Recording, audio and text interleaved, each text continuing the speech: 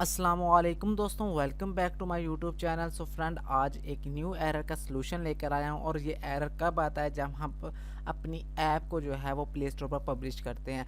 तो एरर क्या है जो आपने थंबनेल पर भी देखा है कि com.example इज़ रिस्ट्रिक्टेड।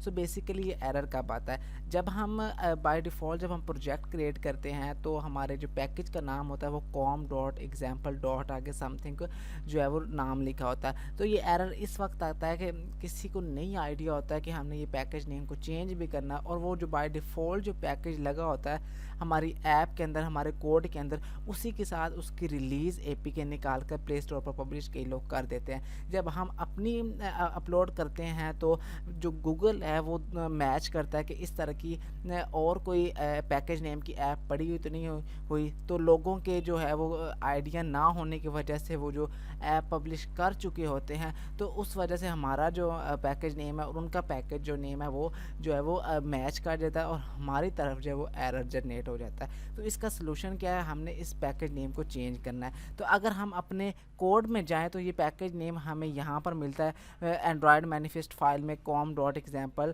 और .wish ऐप जो मैं अभी जो है वो ऐप जो क्रिएट कर रहा हूँ उसका नाम विशेज़ ऐप है। तो ये हमारा पैकेज नेम एक यहाँ पड़ा होता है। और अगर हम build.gradle में देखें जो कि एंड्रॉयड का है build.gradle, तो इधर आप देखें, इधर भी हमें जो है वो जो पैकेज नेम है या एप्लीकेशन आईडी के सामने जो है वो मेंशन हुआ होता है। तो बेसिकली जो है वो अगर हम मैनुअल तरीके से भी एक एक फाइल में चेंज कर सकते हैं, लेकिन स्पेस या कुछ और एरर ना जनरेट हो, तो इस वजह से आज जो मैं एक यूज़फुल तरीका जो है वो आपको बताने लगा हूँ। तो तरीका क्या है, सबसे पहले आपने pubspec.yaml में जाना है और आपने एक चेंज ऐप पैकेज नेम की जो डिपेंडेंसी है वो आपने ऐड कर लेनी है। मेरे पास जो है वो ऑलरेडी, अगर मैं अपना pubspec.yaml ओपन करूँ तो आप देख सकते हैं मेरे पास ये ऑलरेडी जो है वो इंस्टॉल्ड है। उसके बाद आपने क्या करना है, जो बेस्ट अप्रोच ये है कि ये हमारे पास एक कमांड है जिससे हमारे कोड के अंदर जितनी भी पैकेज नेम का जहाँ जहाँ पर इस्तेमाल किया होगा वो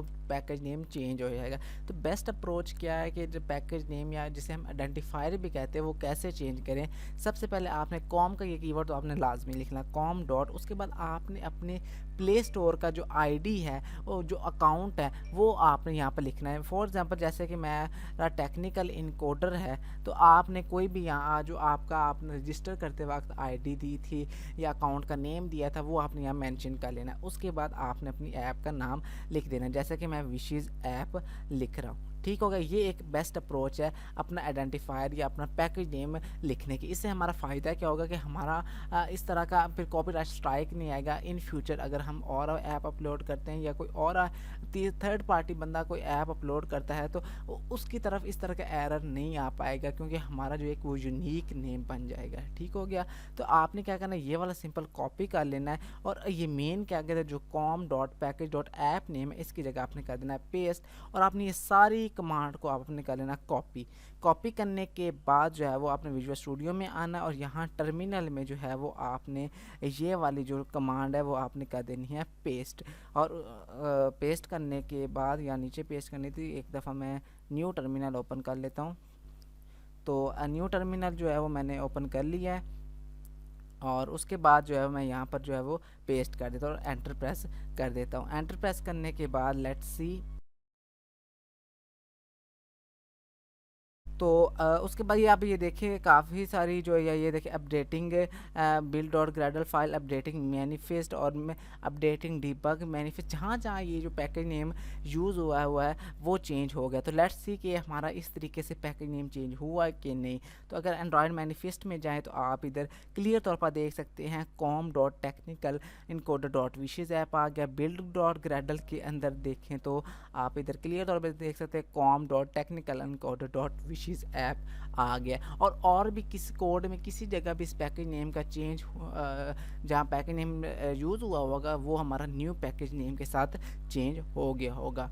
सो फ्रेंड ये थी एक सिंपल सी वीडियो, और इंशाल्लाह इस तरीके के साथ जब आप दोबारा रिलीज़ निकालेंगे तो आपको ये इशू नहीं होगा ऐप पर। जब आप अपने प्ले स्टोर पर ऐप पब्लिश करेंगे रिस्ट्रिक्टेड वाला तो नहीं आएगा।